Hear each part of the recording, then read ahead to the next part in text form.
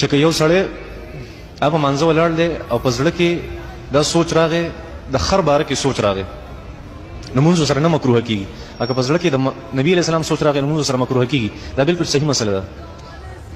او که نه لرې کم او عبادت صرف د الله جل شانه په کار دی او تا سره نبي علیه السلام یو ځای کړو نو څه لازم شو شرک سره له شرک موږ د پیغمبر عبادت نه کوو د چا عبادت کوو خالص د الله جل شانه ته چې د نبي علیه السلام سوچ کې په مانځه کې د الله جل شانه سره غیر الله شریک دی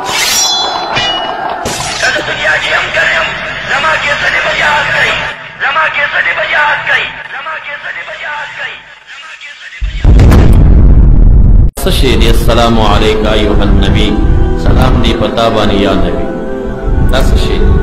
دا خستا تاویلات دی چی دا خو حکایتا من اللہ تعالی زنقل کوما تا حکایت من اللہ اوکا تممتصل دا وسلمو تسلیما دا سرعین بیا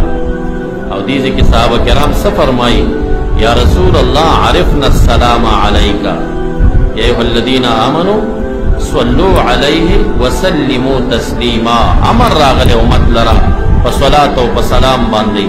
ددی تشہد تعلیم نباد صحابہ عرض کئی عرفنا السلام علیکہ منگ پتا بان سلام الفاظ اوپی جندل پدیزی باندی شامی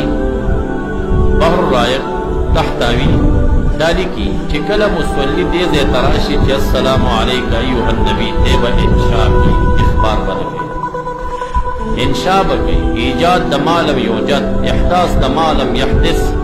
تیبہ وائی دلتا زانتا بنبی اکرم صلی اللہ علیہ وسلم متصور کی صدر بانی سلام مهم اید اللہ نبی دانا چی دے حکایت من اللہ تعالی کی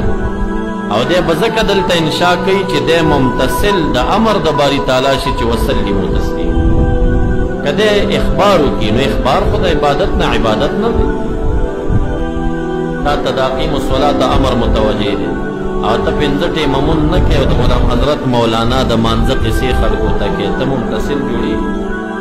حلکہ تا پا دے امر عامل جوڑے گی امتصال ستوئی عمل بالامر توئی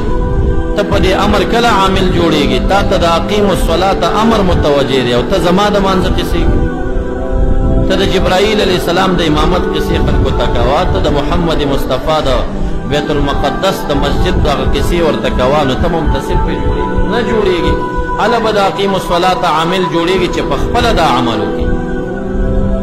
تا مسعود پہ گورے دی دا غلط تاویل دل تکی دا خو اخبارا عن اللہ تعالی دا خو مون حکایت کو چھ تا حکایت پدیزی کی کہ نو تا ممتصل دا وسلم و تسلیمانا ازدکا چھ اخبار دا عبادت نا چام عبادت نا دکھانا